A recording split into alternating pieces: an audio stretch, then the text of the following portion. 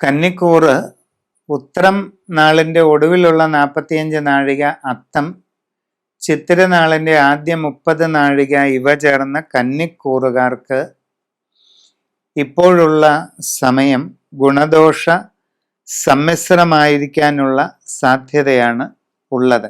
വ്യാഴം 11ാം ഭാവത്തിലും ശനി 7ലുമാണ് സഞ്ചരിക്കുന്നത്. 11ൽ വ്യാഴം സഞ്ചരിക്കുന്നതിൻ്റെ കുറെ അധികം ഗുണങ്ങൾ കിട്ടുന്നതാണ്.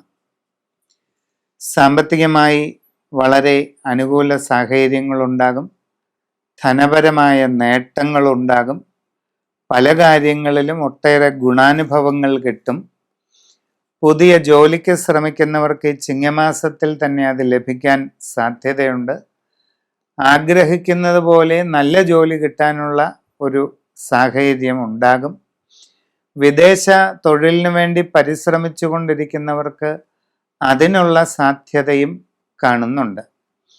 ജീവിതത്തിൽ ആഗ്രഹിക്കുന്നത് പോലെ നല്ല മാറ്റങ്ങൾക്ക് തുടക്കം കുറിക്കാനുള്ള അവസരം ഉണ്ടാകും. കച്ചവടക്കാർക്ക് നല്ല സാമ്പത്തിക പുരോഗതി ഉണ്ടാകും. ബിസിനസ് രംഗത്ത് നേട്ടങ്ങളും സാമ്പത്തിക അഭിവൃദ്ധിയും വരും. നിങ്ങളുടെ കർമ്മരംഗം കൂടുതൽ വിപുലീകരിക്കാൻ അവസരമുണ്ടാകും.